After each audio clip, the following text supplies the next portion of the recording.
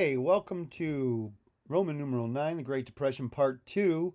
I gave you the overall umbrella view. Now let's get more specific in the land of 4 and 5, and I'm going to go over it fast because it's really a rehash of what I just did in Part 1. Here we go. First, stock market crash on Black Thursday we looked at, and then Black Tuesday, and I showed you the dips actually starting all the way back in early September. Attempt made by businesses to falsely influence the market on Monday. So, okay, the market's going bad, guys. Let's try to fix it. Well, that's going to just make everything worse. Everybody's going to be, whoa, they're manipulating the market. Market was closed on Friday. Then comes Tuesday. Yeah, drops dramatically. What you're looking at too is people losing their life savings right there. But this isn't the average everyday Joe, though. It's going to hit the average everyday Joe somewhere around here. So, what were the causes of the depression? We've looked at those in depth, but let's take a look at them in more advanced format.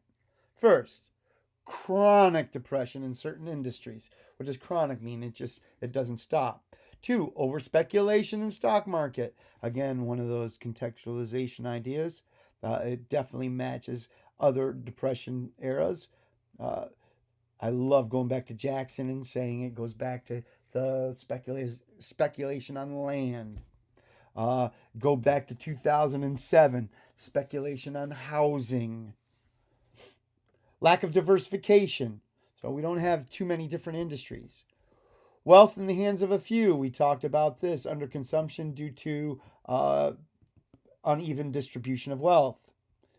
Industrial overexpansion, tax policy, natural disasters, and right there it should have just slapped you across the face. Dust Bowl, Dust Bowl. And international trade restrictions, number one being, of course, Holly Smoot. So, you write these down. Know this. Have these in your back pocket. You walk into that AP exam, boom. You need to have these you own them. Chronic depression in certain industries. In farming, uh, frankly, their depression starts in the 1920s. Overproduction and shrinking markets. That is going to make prices go down. Those depressing prices initiate the Capper-Volstead Act, which exempted farmer cooperatives from antitrust suits. So you couldn't look at a cooperative as a monopoly. The McNary-Haugen bill, now that was passed twice, but vetoed twice, which would have guaranteed government purchase of farm surpluses, which they do today. Certain things like cheese. Why does the government give away free cheese all the time in welfare? Well, they pay the dairy farmers. Remember, if they go out of business, then we don't have a dairy industry in the United States. That's a problem. So we got to keep certain food industries alive in the United States. This was, though, vetoed in the 1920s. The mining industry. Think about it. Number one thing they're mining is coal. And now you got new fuels, propane, oil. So with conversion of new types of fuel, especially with the automobile coming along, the coal industry is depressed. And construction industry suffers setbacks in the mid-1920s also. Next, stock market, and I think we went over that. You have installment buying, buying on margin, huge credit, people borrowing. And another thing, phony paper companies on the stock market. You make up a company, throw it on there. People want to invest in the new thing, and the price goes up. You sell, you close it down, and you make your profit. Well, this is going to shake confidence in the stock market. Now, lack of diversification. This is something I didn't talk about in part one. Prosperity depended on too few industries like automobile and construction. So when you get a decline in these industries, you get the snowball effect. Everything that depended on the car industry all of a sudden is hurting. And when these are the only major industries around, it's just crushing. Um, you get concentration of non-consumable durable goods. When what that means is you buy it once and you never need another one. Well, I mean, once you buy so many, that's the problem with the TV. Why are TVs becoming so cheap? Bigger and bigger, flatter and flatter, thinner and thinner, and yet they're getting cheaper and cheaper. Well, you have technology, but two, how many TVs does everybody need? I mean, at a certain point, are you going to buy your 22nd TV, even though it's only $20 for a 75-inch? What do you need 22 TVs for? Maybe a gift, I guess. So that's the problem when you don't have consumables, things that you're using up. So you have an industry that's constantly, let's say I make disposable lighters. Do you understand the advantage of having something disposable? You used to have Zippos. You put a little fuel in it and it's good for life. But now they have disposables. Bic constantly makes lighters. There's a big advantage in that. Now, it doesn't seem totally true. You got 1 in 6 families owned an auto. 1 in 5 families owned a bathtub. 24% had electricity and 10% had telephones. That means I don't think they've reached their saturation point, honestly. Nevertheless, it might have been a limit of the market in the 1920s. That's how many people could buy it then. So thus, saturation point, your call. All right, productivity and profits outran wages. So, thus there was a concentration of wealth. This is what put all the wealth in the haves, and you had a lot of have-nots. As you have prices going up and profits going up, wages should follow. That wasn't happening. Thus, you get a lot of people too poor to enter into that consumer market.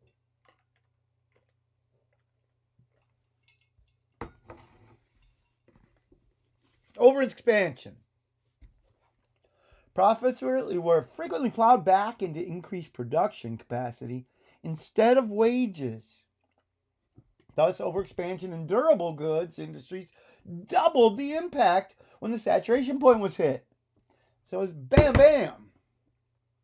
Next problem, I'm looking at tax policy. So I'm explaining the causes of the Depression. Next one would be tax policy. So this is our 6th cause of the Great Depression. Hey, poor people don't have influence with senators. Rich people do. Thus, the tax policy strongly favored the rich. Concentrating the hands in the few. Again, when it hits and you need spending, the rich can only buy how many boats? How many lighters is a rich guy going to buy? Increased tax burden further decreased the buying power of the average Americans. So now that their wages aren't following, plus the added taxes, so there's a difference between 1 million in the hands of one person versus 1 million in the hands of people. If you put 1 million in the hands of people, they're going to spend it. You're going to put 1 million in the hands of a rich person, they're going to invest it. So if you want short-term fix, natural disasters, of course, the 10-year Dust Bowl cycle, Straits Lake in the 1920s, and everybody in that area reduced their buying power. And of course, international trade restrictions. The holy smoot tariff. Know it, love it, learn it. So 59%, crazy stuff. Worldwide depression at that point. Know the holy smoot tariff, just like you know the tariff of abominations. Just like you know about the tariffs in Hamilton's economic plan. All right, what's Hoover's reaction? Now I gave you a pretty good table for what he did, an outline. Now let's put it in, group it. Phase 1, Phase 2, Phase 3. So first, his reaction. Rugged individualism.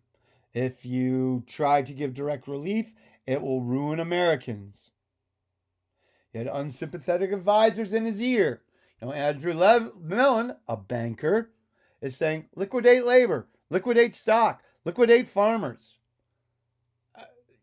You hear what he's saying.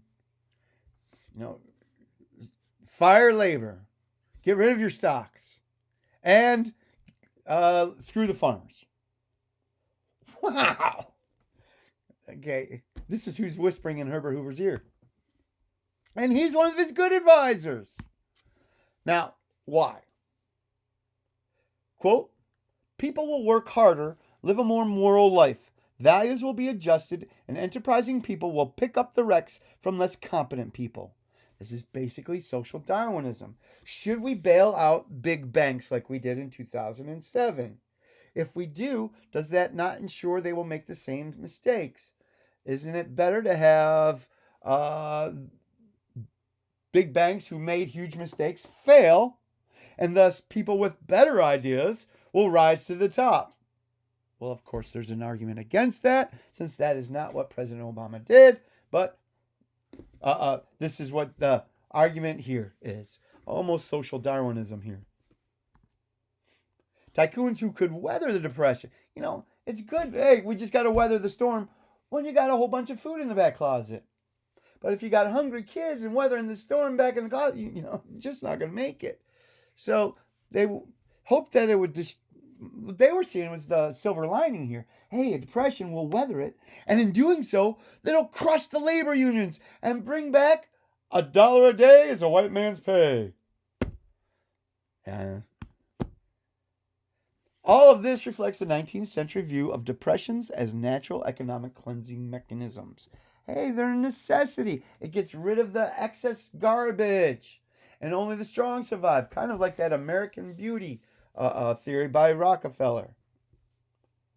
Hoover opposes direct relief. So we're talking about relief to banks, corporations. That would be trickle down. Here you got direct relief, which is welfare. And the old Grover Cleveland concept, while the people support the government should not support the people. So let's look at phase 1, phase 2, phase 3. Phase 1, basically people just didn't buy it. They lacked confidence in the economy, thus they would put off spending, which caused problems. Hey, if you think the economy is going to suck in the next week, you're not going to spend money. You need to hold on to it. If you're about to lose your job, you're not going to go crazy and buy a new washing machine. Second, Hoover tries to bolster confidence through public statements. November 1929, he says, any lack of confidence in basic strength of business is foolish. Okay. Then January 1930, business and industry have now turned the corner. Okay. May 1930, we have now passed the worst. Now, if somebody's telling you this over and over again and it just keeps getting worse, are you going to believe them? Then he would react to every positive indicator there was. The net result was to create a sense of rising expectations, which made later on declines harder to swallow. So here they were going to blame him. They distrust him, distrust what he says, and blame him. Yes, sometimes you need a scapegoat. Hoover held meetings with business leaders and attempted to influence the Federal Reserve Board. So he does do some things. Now, how would the common man see this? I don't know. He cut personal and corporate taxes.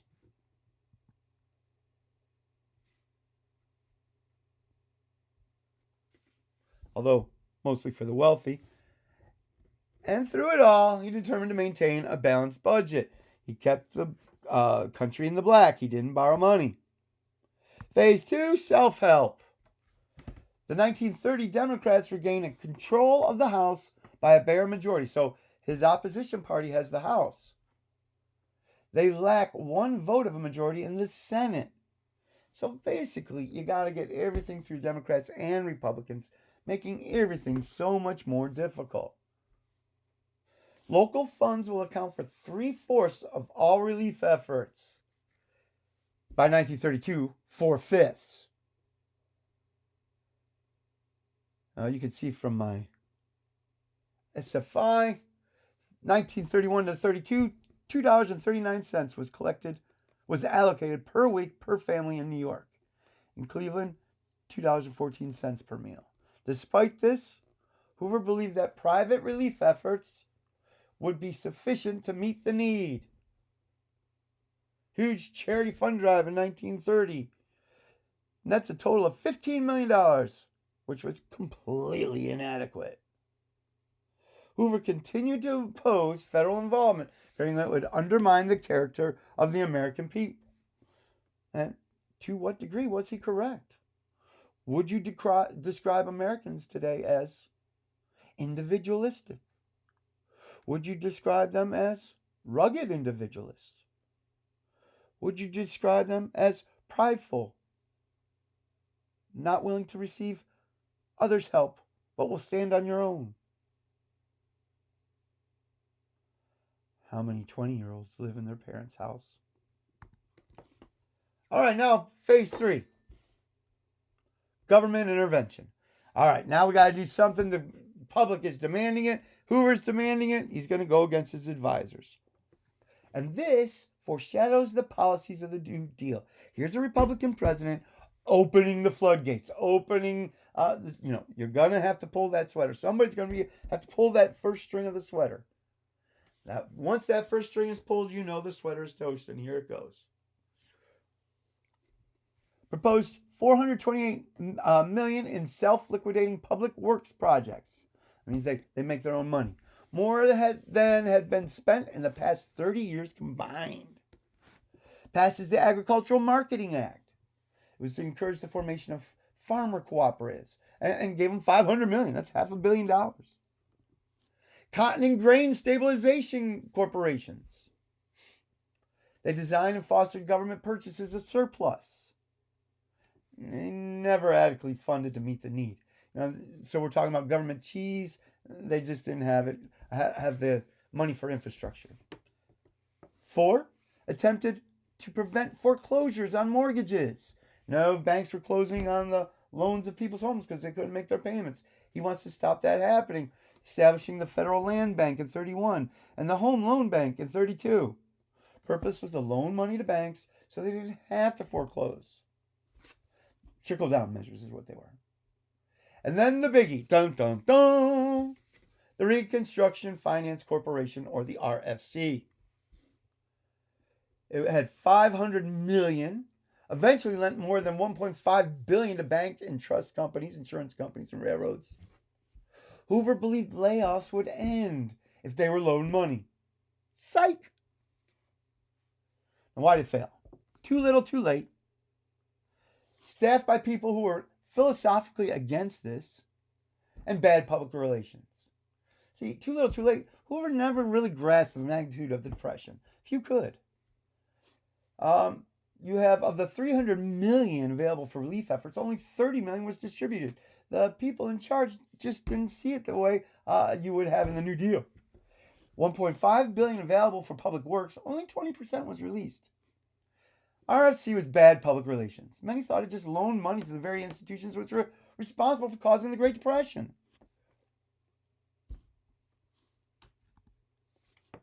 Now, would FDR do something different? Yes. He's going to do all the same things that Hoover's doing and direct relief. He's going to go more the direct relief route. So why did Hoover fail? Never understood the magnitude. Never. His instinctive philosophy rooted in laissez-faire. He was not a Keynesian economist. He strongly believed in the concept of rugged individualism, and government intervention would undermine the moral fiber of the country. This philosophical baggage prevented him from taking bold, innovative action. Now, negative view of Hoover. Obviously, he is blamed for the Depression. He's perceived as having an uncaring attitude.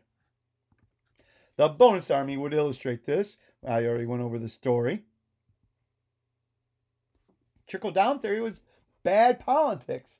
That's why you'll have Obama, Bush, and FDR all teaming up with direct payments. You can see with this with COVID.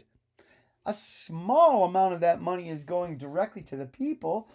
The rest of it's going to other places. Business trickle down. But as long as you're getting your check, hey, you're happy with it. That's what's been learned here.